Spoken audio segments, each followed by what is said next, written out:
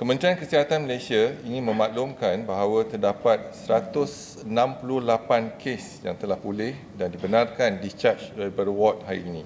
Ini menjadikan jumlah kumulatif kes yang telah pulih sepenuhnya daripada COVID-19 dan telah discharge daripada ward adalah sebanyak 2,276 kes, iaitu bersamaan dengan 47.3% daripada jumlah keseluruhan kes.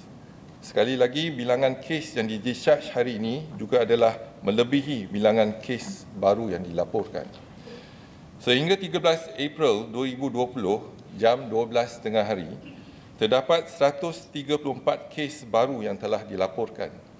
Ini menjadikan jumlah kes positif COVID-19 di Malaysia adalah sebanyak 4,817 kes.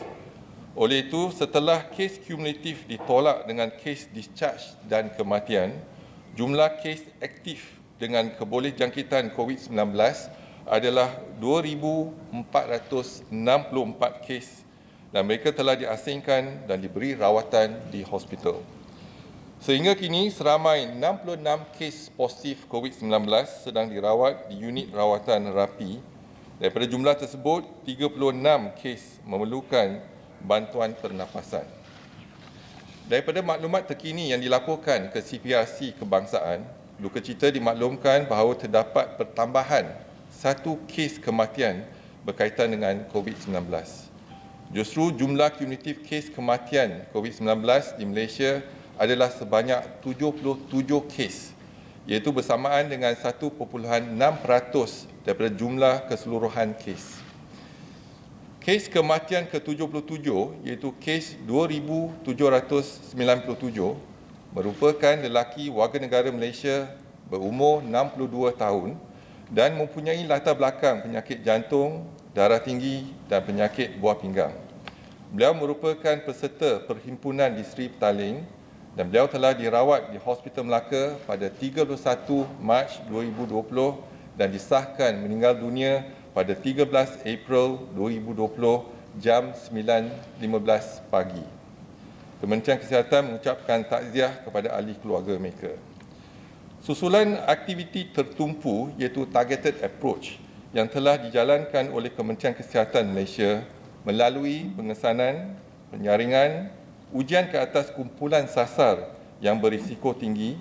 Pihak Kementerian Kesihatan telah mengenal pasti 2 subkluster saling berkaitan di Kuantan. Kluster patient under investigation Bali di Kuantan adalah satu kluster yang melibatkan golongan pesakit dan beberapa anggota kesihatan dari sebuah pusat perubatan di Kuantan.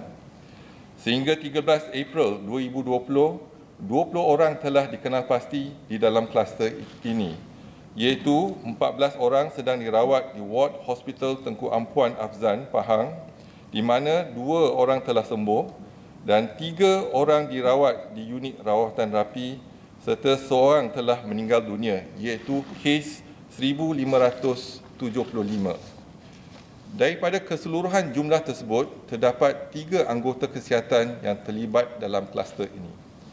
Kes indeks iaitu kes 4,684 bagi kluster ini mempunyai sejarah perjalanan ke Bali, Indonesia.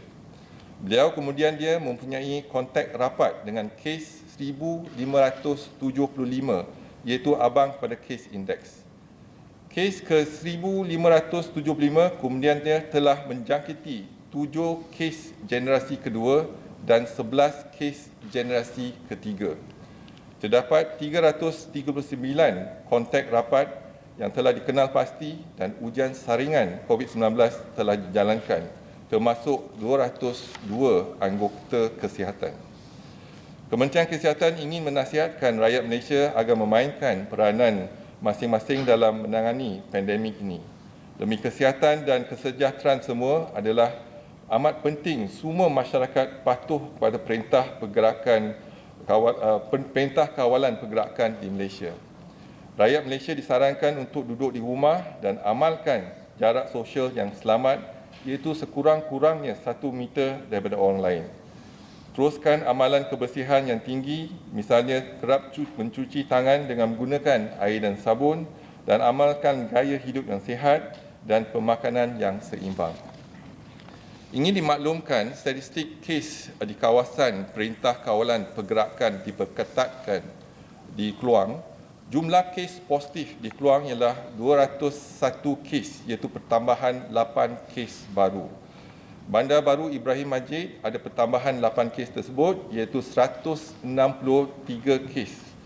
Lain-lain lokaliti adalah tiada pertambahan. Pecahan jumlah ikut mukim, Ulu Benut 178 kes, di mana ada pertambahan 8 kes tadi. Kluang 18, Macap 4 dan Nyong 1. Kawasan Ulu Langat, jumlah kes positif Ulu Langat ada pertambahan 24 kes baru dan jumlah dia ialah 420 kes. Kampung Sungai Lui 117, bukan Kampung Sungai Lui 303 kes. Pecahan ikut mukim, Ampang 62 kes, Beranang 11 kes, Ceras 48, Ulu Langat 133 kes, Kajang 155 kes, Semenyih 11 kes. Dan untuk Menara City One, Malayan Mansion dan Selangor Mansion, Menara Plaza City One, jumlah kes positif Menara Plaza City One adalah 39 kes, iaitu pertambahan 8 kes.